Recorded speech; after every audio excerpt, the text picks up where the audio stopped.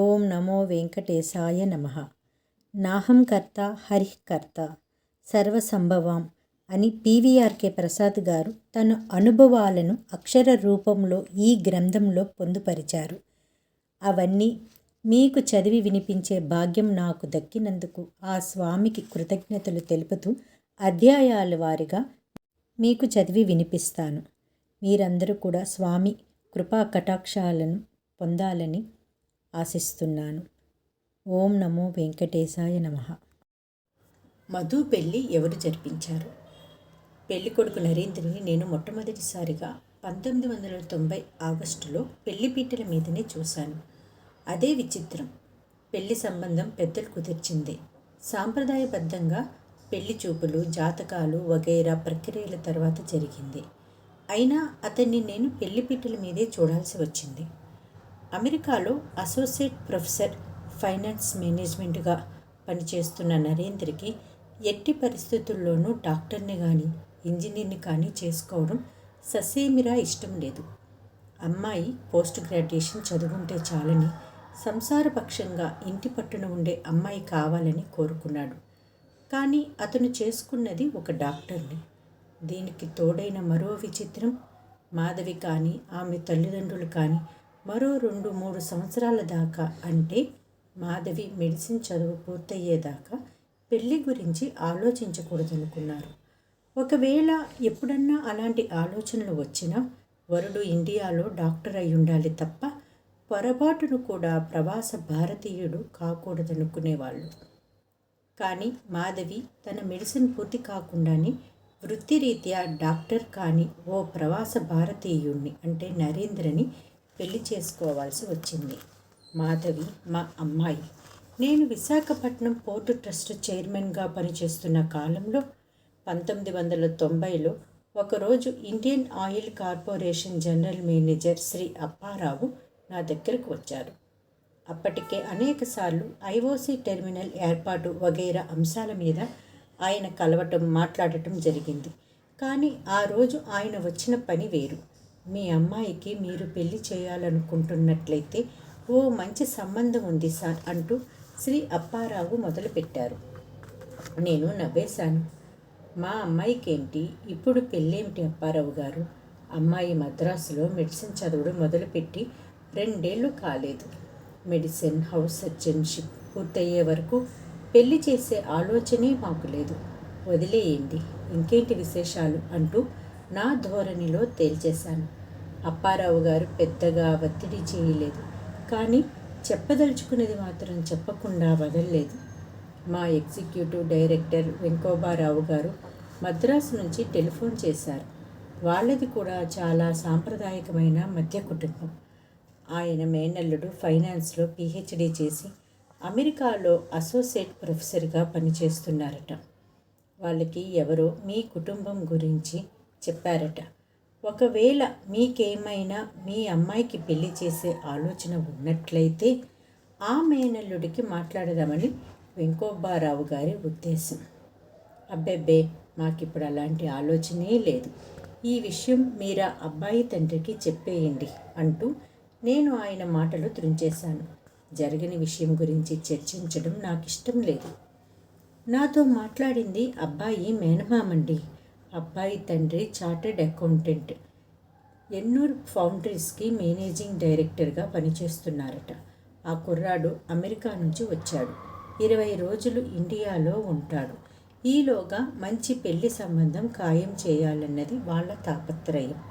సరే, మీరు చెప్పిందే నేను వెంకోబారావు గారికి చెప్తాను అంటూ శ్రీ అప్పారావు ముగించారు.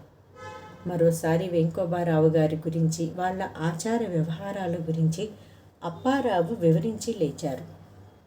వెళ్ళిపోతూ కూడా శ్రీ అప్పారావు, మీరు ఒకవేళ అమ్మాయి పెళ్లి గురించి ఆలోచన చేసేటట్లయితే ఇది మంచి సంబంధం సార్ అంటూ మరో మాట వేసి మరీ వెళ్ళారు. సరే అంటూనే నేను మళ్ళీ నవ్వేశాను. ఎందుకంటే నాకు తెలుసు ఇది జరిగే అవకాశమే లేదు. మా అమ్మాయి మాధవికి అప్పటికి 19 ఏళ్ళు.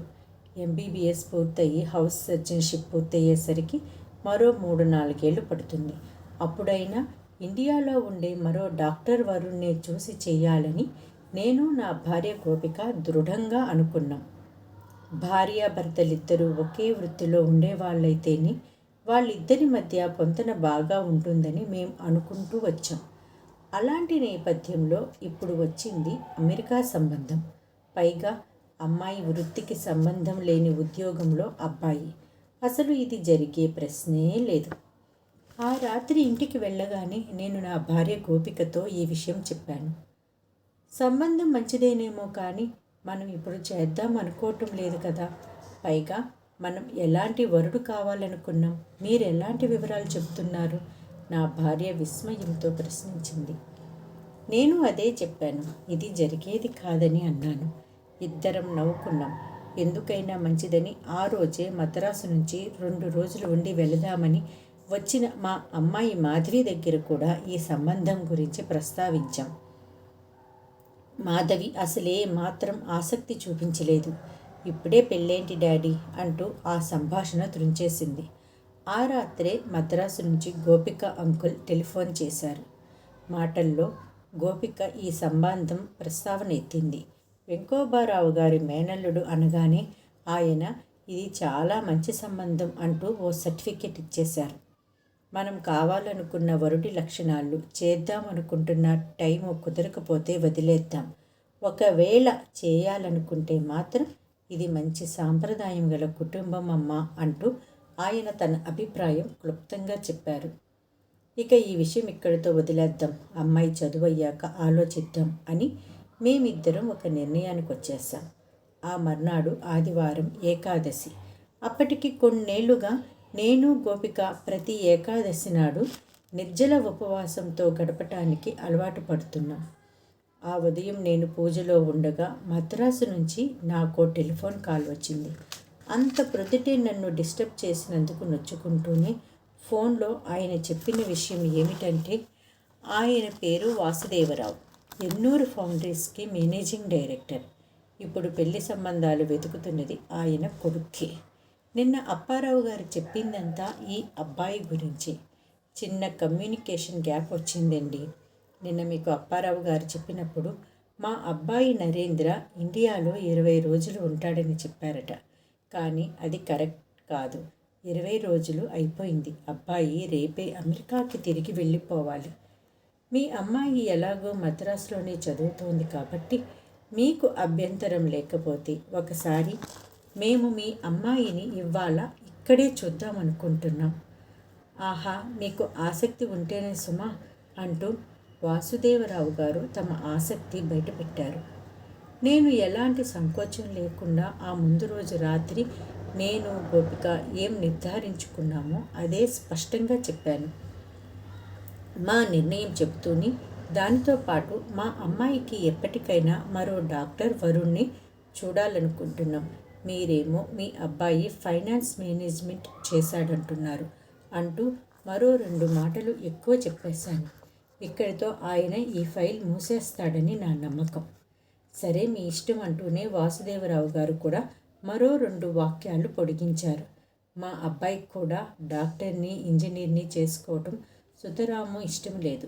మొన్న తిరుపతి వెళ్ళొచ్చాక మీ సంబంధం విషయంలో మాత్రం తన నిర్ణయం మార్చుకోవటానికి మా వాడు ఒప్పుకున్నాడు. అది కూడా మిగతా విషయాలన్నీ కుదిరితేనే అంటూ వాసుదేవరావు గారు ముగించారు. వాళ్ళు తిరుపతి వెళ్ళి రావటానికి వాళ్ళ అబ్బాయి మా అమ్మాయి వృత్తి విషయంలో రాజీ పడటానికి సంబంధం ఏమిటో నాకు అర్థం కాలేదు.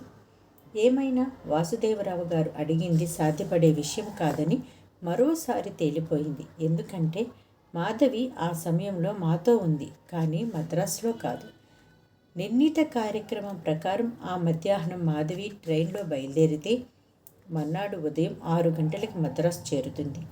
ఆ సమయానికి వాసుదేవరావు గారి అబ్బాయి మద్రాసులో ఢిల్లీ విమానం ఎక్కాలి అమెరికా వెళ్ళటానికి.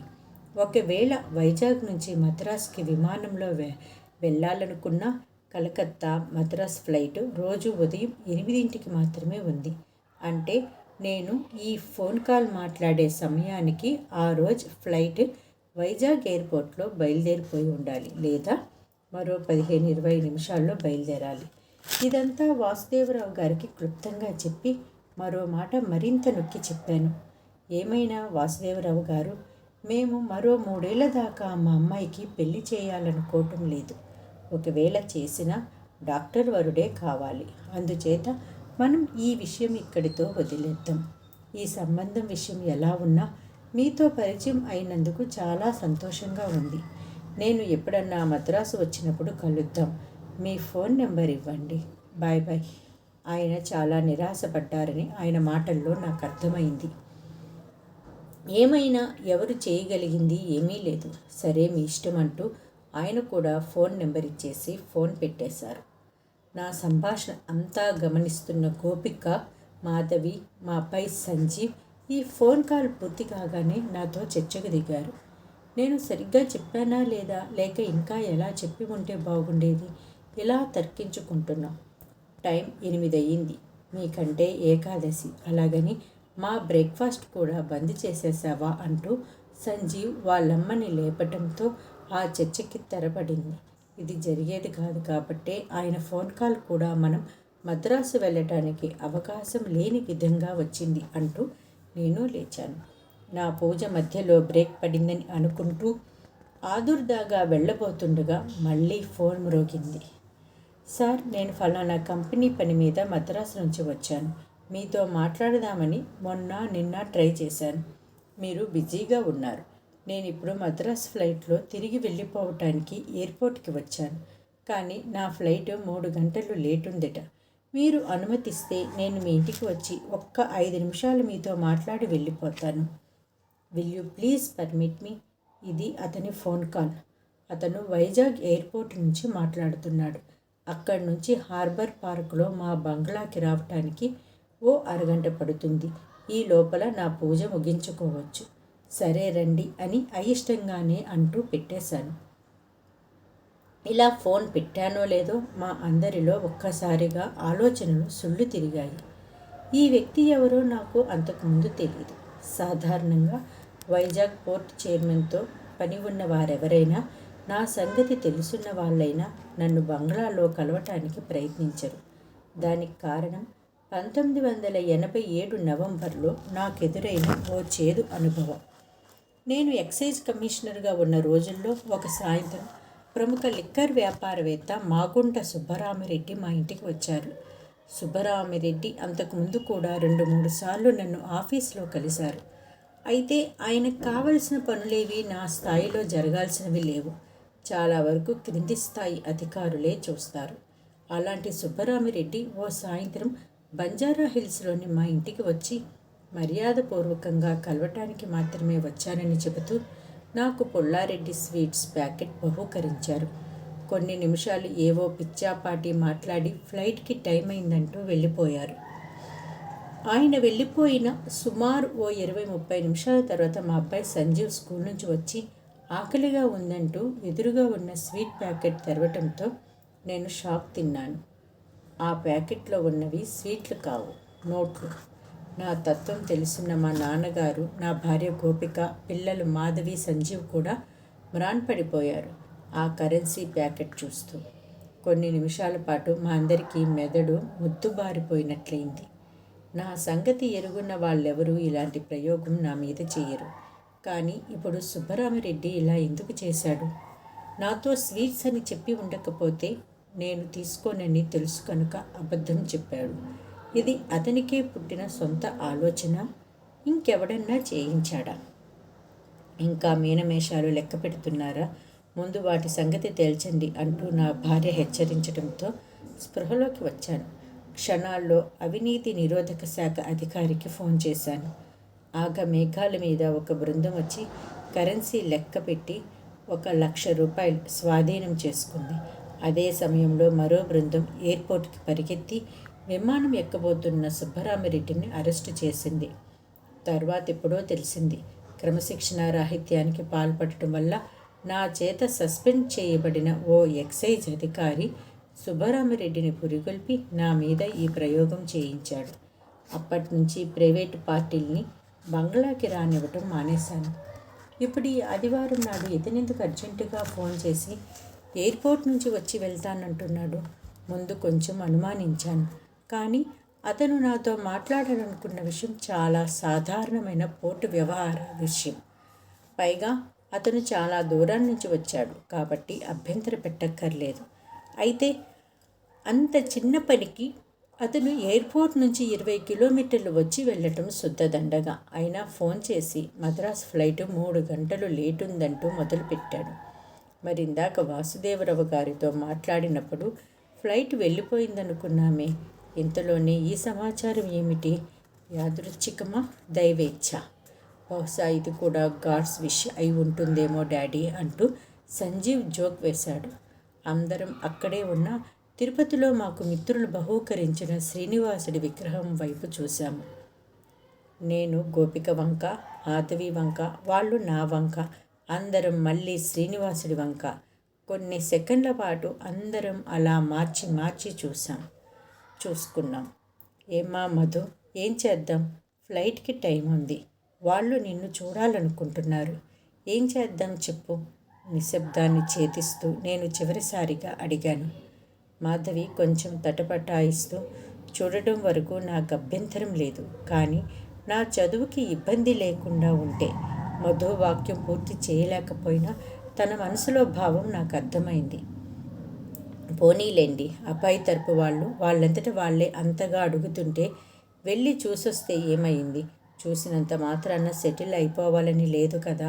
ఇది గోపిక సలహా. విచిత్రంగా క్షణాల్లో మా అందరి మూడ్స్ మారిపోయాయి.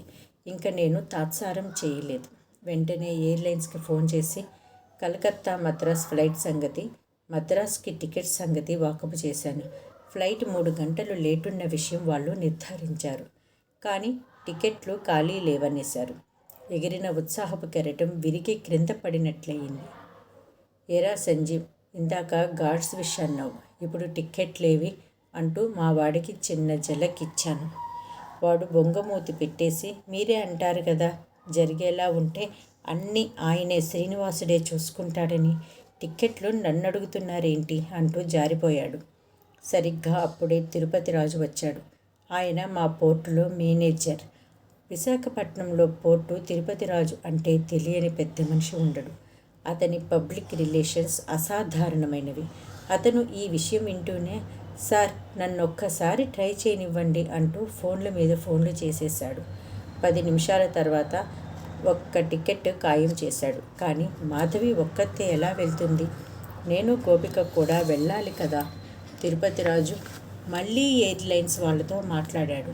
వాళ్లతో కలకత్తాకి మాట్లాడించాడు. అక్కడి నుంచి ఏమైనా దొరుకుతాయేమోనని. ఫలించలేదు. సార్, నేను ఎయిర్పోర్ట్కి వెళ్ళి ట్రై చేస్తాను, ఈ లోపల మీరు రెడీ అయిపోండి అంటూ తిరుపతి రాజు ఒక్క ఊపులో ఎయిర్పోర్ట్కి పరుగు తీశాడు. నిజానికి ఆ రోజు మద్రాస్కి ముగ్గురం విమానంలో వెళ్ళటానికి టిక్కెట్లు కొనేంత క్యాష్ నా దగ్గర లేదు. ఆదివారం కాబట్టి బ్యాంకు లేదు. ఉన్న 10 గంటల దాకా బ్యాంకులు తెరవరు. ఇవన్నీ ముందే చెప్పేశాను తిరుపతి రాజుకి. అతను కూడా బయలుదేరే ముందే ఎవరో ట్రావెల్ ఏజెంట్కి ఫోన్ చేసి టికెట్లు దొరికే పక్షంలో అతని అకౌంట్లో మాకు క్రెడిట్ ఇచ్చే ఏర్పాటు చేసి వెళ్ళిపోయాడు. మరో గంటకి ఎయిర్పోర్ట్ నుంచి తిరుపతి రాజు ఫోన్ చేశాడు. సార్, అతి కష్టం మీద మరొక్క టికెట్ దొరికింది. అంటే ఎవరో ఇద్దరమే మద్రాసు వెళ్ళగలం. గోపిక నన్ను వెళ్ళమంది మాధవితో. నేను బాగా ఆలోచించి, పిల్లతో తల్లి ఉండటం అన్ని విధాలా మంచిది, నువ్వే వెళ్ళు అన్నాను. ఆమె అయిష్టంగానే అంగీకరించింది. వెంటనే నేను మద్రాస్ పోర్ట్ చైర్మన్ శ్రీ బాలరాజ్, నాకు ఐఏఎస్ బ్యాచ్మేట్కి ఫోన్ చేయటం, గోపిక మాధవిల ట్రాన్స్పోర్టు, పోర్టు గెస్ట్ హౌస్లో బస వగైరా ఏర్పాటు చేయటం చకచకా జరిగిపోయాయి. ఇవన్నీ అయ్యాక మద్రాసులో వాసుదేవరావు గారికి ఫోన్ చేసి ఈ పరిణామాలు చెప్పేసరికి ఆయన ఆనందాశ్చర్యాలలో మునిగిపోయారు. ఇదేదో దైవ ఘటనలా ఉంది ప్రసాద్ గారు, గాడ్ ఈజ్ గ్రేట్ అంటూ ఉత్సాహపడిపోయారు. మరో గంటకి గోపిక మాధవి మద్రాస్ ఫ్లైట్ ఎక్కేశారు. ఏమండి, అమ్మాయి అబ్బాయి ఒకరినొకరు ఇష్టపడుతున్నారు, ఇప్పుడేం చేద్దాం? ఇది ఆ సాయంత్రం 7 గంటలకి నాకు గోపిక ఆదుర్దాగా చేసిన ఫోన్ కాల్. నాకు నమ్మశక్యం కాలేదు. 12 గంటల క్రితం అసలు మొదలే లేదు, ఇంతలో ఇంత మార్పా? గోపిక ఇంకా చెప్పింది. వాళ్ళిద్దరూ ఓ గంట మాట్లాడుకున్నాక ఇద్దరికీ ఇష్టమే అంటున్నారు. అయితే గోపిక మాధవి ఒకసారి అబ్బాయి తాతగారి దగ్గరికి వెళ్ళి కనపడి రావాలని వాసుదేవరావు గారి కోరికట. అదొక్కటి అయిపోతే ఈ సంబంధం ఖాయమైపోయినట్లేనట. ఏం చేయమంటారు? గోపిక ప్రశ్న. పోనీ వెళ్ళొచ్చేయండి నా జవాబు. అదేంటి మీరు లేకుండానా? పైగా అసలు మీరు నరేంద్రని చూడనే లేదు. మీరు చూడకుండా మాట్లాడకుండా నేను ఎస్ అనేటి తండ్రిగా అది మీ బాధ్యత కాదా? గోపిక మాటల్లో నాకు మద్రాసులో పరిణామాల స్పీడు అర్థమైంది. కానీ ఎలా? నరేంద్ర మర్నాడు పొద్దున్నే ఢిల్లీ మీదుగా అమెరికా ప్రయాణం అవుతున్నాడు. ఒకే ఒక మార్గం. నేను రేపటి సాయంత్రం లోపల ఢిల్లీ వెళ్ళగలిగితే నరేంద్రని కలుసుకోవచ్చు, మాట్లాడవచ్చు. కానీ వైజాగ్ నుండి ఢిల్లీకి రేపు సాయంత్రం లోపల చేరటం అంటే రైళ్ళు, విమానాలు వగైరా అన్ని మార్గాలు ఓ అరగంటలో శోధించేసి తేల్చింది ఏమంటే నేను నరేంద్రని కలుసుకోవడం సాధ్యపడదు. కానీ నేను అబ్బాయిని చూడకుండా మాట్లాడకుండా సంబంధం ఖాయమైపోవటమేంటి? ఇది గోపిక ప్రశ్న. ఇది నిజమే. మరి ఎలా? అసలు ఎందుకింత మీమాంస జరుగుతోంది? అబ్బాయికి అమ్మాయి నచ్చింది. అతన్ని చేసుకోవటానికి అమ్మాయి ఇష్టపడుతుంది. వాళ్ళ సాంప్రదాయం, కుటుంబం స్థాయి, స్థితిగతులు, అబ్బాయి చదువు, సంపాదన అన్నీ మనకు నచ్చాయి. అమ్మాయిని చూసిన దగ్గర నుంచి వాళ్ళకి మన సంబంధం పట్ల ఆసక్తి పెరిగింది. అయినప్పుడు నేను అబ్బాయిని చూడకపోవటం వల్ల కొత్తగా ఒరిగేదేమిటి? పైగా గోపిక కూడా ఓకే అంటోంది కదా. చివరికి నేను నరేంద్రతో టెలిఫోన్లో మాత్రమే మాట్లాడగలిగాను. ఆ రాత్రి 8:30 గంటల ప్రాంతంలో వాసుదేవరావు గారితో చెప్పేశాను. మిగతా అన్ని విషయాలు అందరికీ నచ్చాయి కనుక నేను నరేంద్రని కలుసుకోవటం కోసం మన ప్రయత్నాలు ఆపనక్కర్లేదు. అయితే వాసుదేవరావు గారు, నాకు జాతకాల మీద నమ్మకం ఉంది. ఒకసారి ఇద్దరి జాతకాలు చూపిస్తాను. జాతకాలు నప్పితే ఈ పెళ్లి ఖాయం. ఏమంటారు? వాసుదేవరావు గారు కొంచెం ఇబ్బంది పడ్డారు. ఇంత దూరం వచ్చాక జాతకాల పేరు మీద ఈ సంబంధం చేజారిపోతుందేమోనన్న అనుమానం ఆయన మాటల్లో తొంగి చూసింది. కానీ నా అనుభవం నాది. గుంటూరు జిల్లా సిరిపురం గ్రామంలో మా నాన్నగారు పత్రి కృష్ణారావు గారు ఒక స్కూల్ టీచర్. ఆ school head master Shri Balijepalli Kamasastri గారు. ఆ ఊళ్ళో RMP local fund doctor Chandaram Subbarao గారు. వాళ్ళు ముగ్గురు మంచి స్నేహితులు. కామశాస్త్రి గారి అబ్బాయి శివశంకర శాస్త్రి, సుబ్బారావు గారి అబ్బాయి మాధవరావు, నేను ఒకే క్లాస్లో చదివేవాళ్ళం. మంచి మిత్రులం. హెడ్ మాస్టరు కామశాస్త్రి గారు మంచి జ్యోతిష్కులు. ఒకనాడు మా నాన్నగారి ఇంటికి చాలా ఉత్సాహంగా హడావిడిగా వచ్చి నా జాతకం చూసి నేనేమవుతానని కామశాస్త్రి గారు చెప్పారు. ఆ జోస్యం అందరికీ చెప్పారు. శంకరం గురించి, మాధవ గురించి కూడా జోస్యం చెప్పారట. కామశాస్త్రి గారి అధ్యయనం చేసి తేల్చి చెప్పిందేమిటి?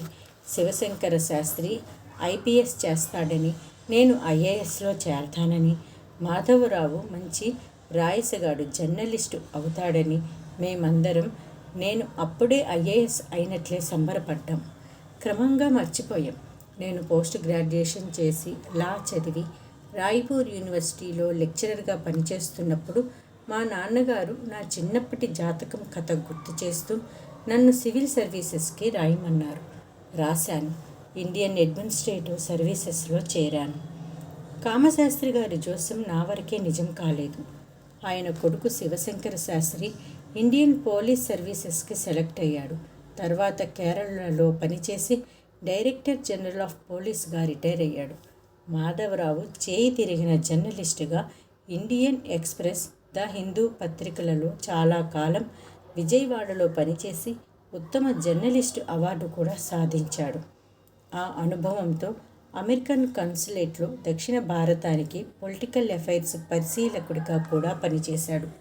నా చిన్నతనం నుంచి జరిగిన పరిణామాలన్నీ సింహావలోకనం చేసుకున్నప్పుడు జ్యోతిష్ శాస్త్రం కూడా ఒక ఆధారపడదగిన సైన్సే అనిపించేది. అదే నమ్మకం నా మనసులో స్థిరపడిపోయింది. అనేక అనుభవాల తర్వాత నాకు అర్థమైందల్లా, జ్యోతిష్కుడి సామర్థ్యం తక్కువైతే జోస్యం తప్పు కావచ్చేమో కానీ జ్యోతిష్ శాస్త్రం మాత్రం తప్పు కాదు. అందుకే వాసుదేవరావు గారితో జాతకాలు చూపిద్దాం అని పట్టుబట్టాను. ఆయన నో అనలేదు. గోపిక మద్రాసు నుంచి తిరిగి వస్తూ నరేంద్ర జాతకం తీసుకొచ్చింది. జాతకాలు చూపించాం. ఎక్సలెంట్, జాతకాలు కుదిరాయన్నారు. పెళ్లి ఖాయం అని తేలిపోయింది. టక్కున గోపికకి ఏదో గుర్తుకొచ్చింది. ఏమండి, మీకు జ్ఞాపకం ఉందా? చాలా కాలం క్రితం మనం దైవజ్ఞ శర్మ గారిని హైదరాబాదులో కలిసినప్పుడు ఆయన మాధవి మెడిసిన్ చదువుతుందని, కానీ చదువు పూర్తి కాకుండానే పెళ్లి జరుగుతుందని చెప్పారు. అలాగే జరుగుతోంది కదా ఇప్పుడు? అవును, నాకు జ్ఞాపకం వచ్చింది. 6 ఏళ్ల క్రితం బాసర సరస్వతి ఉపాసకుడు శ్రీ దైవజ్ఞ శర్మ మాధవిని చూస్తూనే సంఖ్యాశాస్త్రం ఆధారంగా చెప్పిన జోస్యం అది. మరో 40 రోజుల తర్వాత ఆగస్టు 23న వివాహం ఖాయమైంది. పెళ్ళి మద్రాసులో జరగాలని వాసుదేవరావు గారి కోరిక. వైజాగ్లో చేద్దామని నా ఆలోచన. పరిస్థితులు అలా అలా తీసుకువచ్చి చివరికి ఆ పెళ్ళి తిరుపతిలో జరపాలని నిర్ణయమైంది. అసలు సమస్య నాకు అప్పుడు ఎదురైంది. సర్కారు వారిచ్చిన అప్పుతో కట్టుకున్న హైదరాబాదులో ఓ ఇల్లు, అలాగే కొన్న కారు, నా భార్యకి మామగారిచ్చిన పొలం మినహా నా చేతిలో కూతురు పెళ్లి చేయటానికి కావలసిన డబ్బు ఆ రోజు లేదు. బ్యాంక్ బ్యాలెన్స్ ఓ 8,000, జనరల్ ప్రావిడెంట్ ఫండ్ నుంచి తేగలిగింది ఓ 25,000. ఇంకా 2-2.5 లక్షలుంటే గానీ తిరుపతిలో పెళ్లి చేయలేను. అప్పు చేయాలి. ఎక్కడ, ఎలా? ఆ రోజు ఉదయం ఇలా ఆలోచిస్తూ ఢిల్లీ వెళ్ళే పని మీద విమానంలో హైదరాబాద్ వెళ్ళాను. దారంతా ఇదే ఆలోచన. చివరికి ఎందుకింత ఆందోళన చెందుతున్నాను? ఏ స్వామి ఇంతవరకు తీసుకువచ్చాడు, ఆ స్వామి దీనికి కూడా పరిష్కారం చూపిస్తాడు. ఆయనకే వదిలేస్తే పోలేదా అనుకున్నాను. వదిలేశాను. అలా అనుకొని హైదరాబాద్ ఎయిర్పోర్ట్లో దిగగానే పోర్టు హైదరాబాద్ మేనేజర్ సుబ్బారావు నన్ను కలిసి సనత్ నగర్ ఇండస్ట్రియల్ కోఆపరేటివ్ సొసైటీలో మీ స్థలాన్ని కొంటానని గులాం దస్తగిరి అడుగుతున్నాడు సార్ అని చెప్పాడు. నేను ఖమ్మం కలెక్టర్గా ఉన్నప్పుడు పరిశ్రమల శాఖ డిప్యూటీ డైరెక్టర్గా ఉండే రాజారెడ్డి, నేను టీటీడీ ఎగ్జిక్యూటివ్ ఆఫీసర్గా ఉండే రోజుల్లో, అంటే 1980-81లో ఇండస్ట్రియల్ కోఆపరేటివ్ సొసైటీ డైరెక్టర్స్తో కలిసి నా దగ్గరకు వచ్చాడు. అప్పటికతను జాయింట్ డైరెక్టర్గా హైదరాబాదులో చేస్తూనే సనత్ నగర్లో ఒక పెద్ద ప్రైవేట్ ఇండస్ట్రియల్ ఎస్టేట్ని అభివృద్ధి చేయటానికి డెప్యుటేషన్ మీద పనిచేస్తున్నాడు. ఆ సొసైటీ డైరెక్టర్లు అందరూ శ్రీనివాసుడు భక్తులే. అందుకే శ్రీ వెంకటేశ్వర సొసైటీ అని పేరు పెట్టుకున్నారు. మొదటి షేరు ₹100 వెంకటేశ్వరుడు తీసుకోవాలన్నది వాళ్ళ కోరిక. కానీ ఆ పని చేయటం సాధ్యపడదని చెప్పేసరికి కనీసం స్వామివారి ప్రథమ సేవకుడిగా మీరన్నా ఒక షేర్ తీసుకోండి అంటూ అభ్యర్థించారు. సరే అంటూ మొదటి షేర్ కొన్నాను. 2 ఏళ్ల తర్వాత సొసైటీ వాళ్ళు నాకు లెటర్ రాశారు. ఇండస్ట్రియల్ ఎస్టేట్ రెడీ అయిందని, షేర్ హోల్డర్గా నేను కూడా ఒక ప్లాట్ తీసుకోవచ్చని, దానికి ఓ ₹1,00,000 కట్టాలని. నాకు పరిశ్రమ పెట్టే అవకాశమూ లేదు, స్తోమత, ఆసక్తి లేవన్నాను. మళ్ళీ కొన్నాళ్ళకి సొసైటీ వాళ్ళు ఆ ఎస్టేట్లో మిగిలిపోయిన వంకర ప్లాట్లని లాటరీ ద్వారా సభ్యులకు పంచాలని నిర్ణయించారు.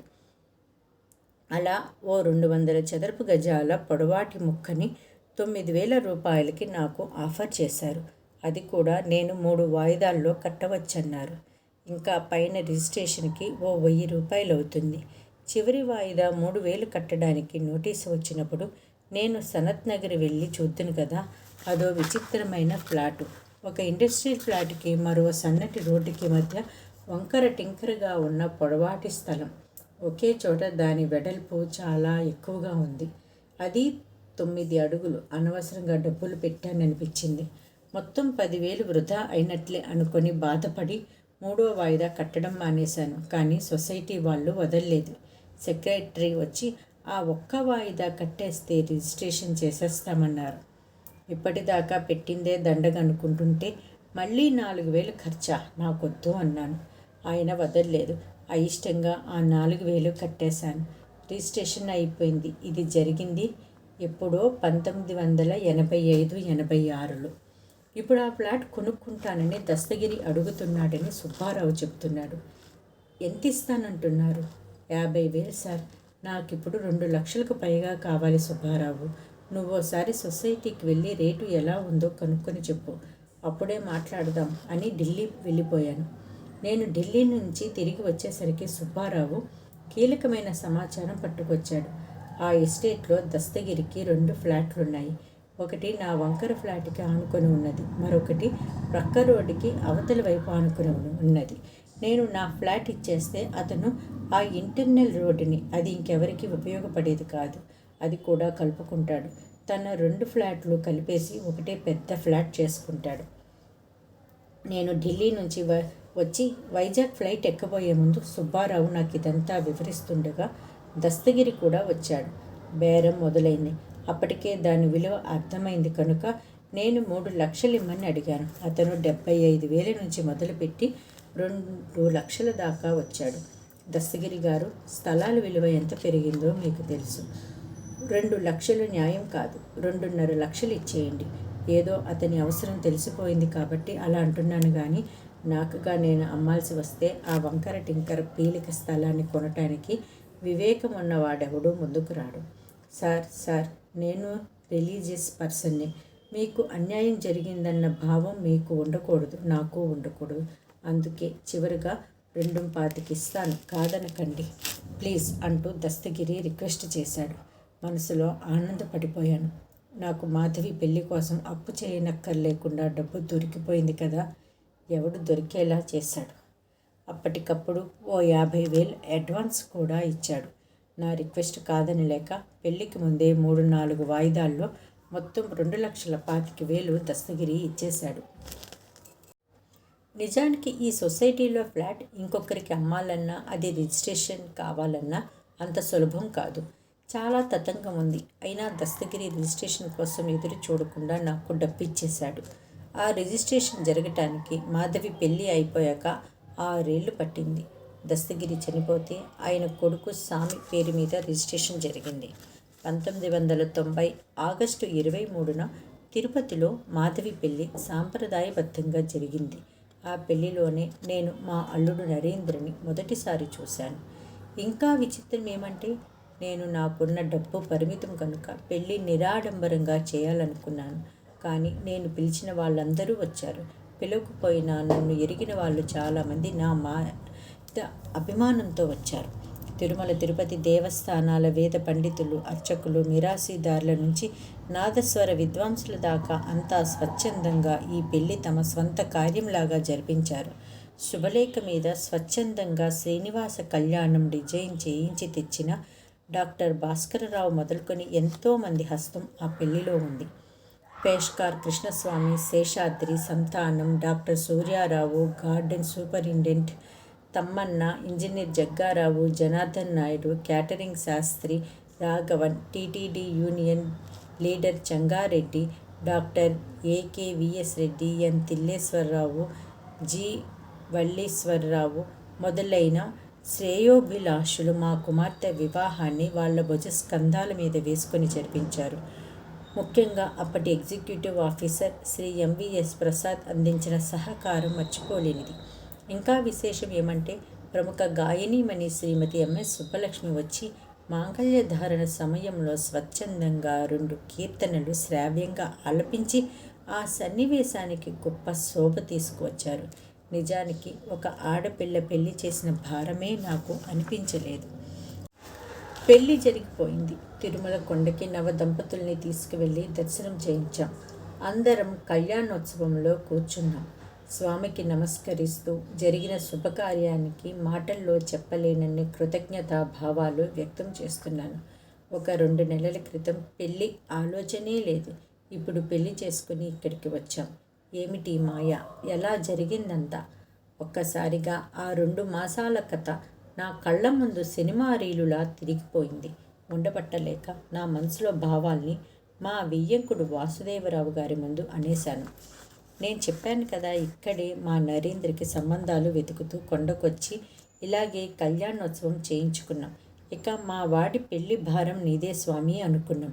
అప్పుడే ఇక్కడ పరిచయమైన అర్చకులు మీ గురించి చెప్పి, మీకో అమ్మాయి ఉందని, మద్రాసులో చదువుతోందని, పెళ్ళిళ్ళు వచ్చుంటుందని ప్రయత్నించమని చెబితే మా అబ్బాయి కూడా మనసు మార్చుకుని ఆయన చెబుతూనే ఉన్నారు. అంతే, స్వామివారి కళ్యాణోత్సవం పందిట్లోనే నాకు అర్థమైపోయింది. మా సంబంధం గురించి వాళ్ళకి ఎవరు చెప్పారో, మాధవి కళ్యాణం ఎలా జరిగిందో ఎవరు జరిపించారో ఆయన ఇంకా వివరించాల. హరే శ్రీనివాస. సంజీవ్ పెళ్లిలో స్వాతిలో మా మధు పెళ్లి అనుభవం చదివాక కొంతమంది మిత్రులు నన్ను అడుగుతూ వచ్చారు, మీ అమ్మాయి పెళ్ళి చాలా విచిత్రంగా జరిగిందని రాశారు కదా, మరి మీ అబ్బాయి సంజీవ్ పెళ్లిలో అలాంటి విశేషం ఏమీ జరగలేదా అని. జరిగిన దాంట్లో విశేషం ఉందో లేదో కానీ సంజీవ్ పెళ్లి విషయంలో జరిగింది మాత్రం ఇది. 2002 సెప్టెంబర్లో అనుకున్నాం సంజీవ్ పెళ్లి ప్రయత్నాలు చేయాలని. అలా నిర్ణయించాక అప్పటికే ఆసక్తి చూపుతున్న 2 సంబంధాల జాతకాలు తెప్పించాం. అలాగే చాలా కాలంగా మాకు బాగా తెలుసున్న హరిహరరావు గారి కుమార్తె శ్రీలేఖ జాతకం చూపించమని ఆయన్నే అడిగాం. అలా వచ్చిన 3 జాతకాల్ని హైదరాబాదులో ఉత్తరాది మఠానికి చెందిన జ్యోతిష్కులు, నిష్ఠాగరిష్ఠులు అయిన వేద వ్యాసాచారి గారికి చూపించాం. కానీ ఆయన వాటిని విశ్లేషించకుండానే, తిరుమలేశుడితో మీకున్న అనుబంధం దృష్ట్యా మీరు తిరుమలకు వెళ్ళి స్వామివారికి కళ్యాణోత్సవం చేయించి అప్పుడు ఆరంభించండి జాతకాలు చూడటం అంటూ సలహా ఇచ్చారు. ఆ సలహా పాటించాం. శ్రీనివాసుడి కళ్యాణోత్సవం పూర్తయింది. అబ్బాయి పెళ్లి పని మీద బయలుదేరుతున్నాం. ఇక నీదే భారం స్వామి అనుకొని బయటకు వస్తూనే కొండ మీదున్న ఉత్తరాది మఠానికి భోజనానికి వెళ్ళాం. అక్కడ కర్నూలు నుంచి వచ్చిన పగడాల రామ్మూర్తి ఆచారి గారు తారసపడ్డారు. ఈయన వేద వ్యాసాచారికి అన్నగారు, జ్యోతిష్ శాస్త్రంలో ఉద్దండ పండితులు. ఆయన్ని చూస్తూనే గోపికకి తన హ్యాండ్ బ్యాగ్లో ఉన్న 3 జాతకాలు తీసి ఆయనకి చూపించాలనిపించింది. సరే కానీ అన్నాను. విచిత్రం, ఆ 3ంటిలో తాను చూసిన మొదటి జాతకాన్నే ఆయన ఆమోదించారు. ఆ జాతకం చూస్తూనే, మీకు తెలుసున్న వాళ్ళమ్మాయే ఈ పిల్ల, స్తోమతల గురించి ఆలోచించకుండా చేసుకోదలిస్తే ఇది చాలా మంచి సంబంధం అనేశారు. మిగతా 2 జాతకాలకి ఆయన ప్రాధాన్యత ఇవ్వలేదు. చివరికి మేం ఆ ఒక్క సంబంధమే చూడటం, శ్రీలేఖ సంజీవులు వాళ్ళకి ఊహ తెలిసాక అప్పుడే మొదటిసారిగా మాట్లాడుకోవటం, ఈ సంబంధం అంటూ అటూ ఇటూ అందరికీ నచ్చడం జరిగింది. పెళ్ళి 2002 నవంబర్లో జరిగిపోయింది. మాకు ఆనందం కలిగించిన విషయం ఏమిటంటే, హరిహరరావు సుశీల దంపతులు ఆదిలాబాదు నుంచి వచ్చి తిరుపతిలో పెళ్లి చేయటం. మా ఊహ కందని విధంగా మమ్మల్ని ఆనందాతిశయంలో ముంచెత్తిన మరో విషయం ఏమిటంటే, ఈ పెళ్లిలో ఉత్తరాది మఠ స్వామీజీ శ్రీ సత్యాత్మ తీర్థ స్వామీజీ, మంత్రాలయం శ్రీ రాఘవేంద్ర స్వామి మఠం స్వామీజీ శ్రీ సుగమేంద్ర తీర్థ స్వామీజీ, పెజావర మఠం స్వామీజీ శ్రీ విశ్వేశ తీర్థ స్వామీజీలు తమ రాకతో కళ్యాణ మంటపాన్ని పావనం చేసి వధూవరులను ఆశీర్వదించటం. అనేక మంది సుధా పండితులు, వేద పండితులు కూడా ఈ పెళ్లికి విచ్చేసి వధూవరులకు ఆశీరక్షతలు అందించారు. ఇలా ఏకకాలంలో 3 స్వామీజీల ఆగమనంతో, ఇందరు పండితుల ఆశీర్పట్టనంతో వివాహ వేదిక పునీతం కావటం గతంలో ఎప్పుడూ జరగలేదు. ఇది అద్భుతం, అమోఘం అంటూ పెళ్లి పందిట్లో రామ్మూర్తి ఆచారి గారు విస్మయానందాలు వ్యక్తం చేశారు. మా ఆనందానికి అవధుల్లేవు. కళ్యాణ శ్రీనివాసుడికి నమస్కరించకుండా ఉండలేకపోయాం. ఓం నమో వెంకటేశాయ నమః.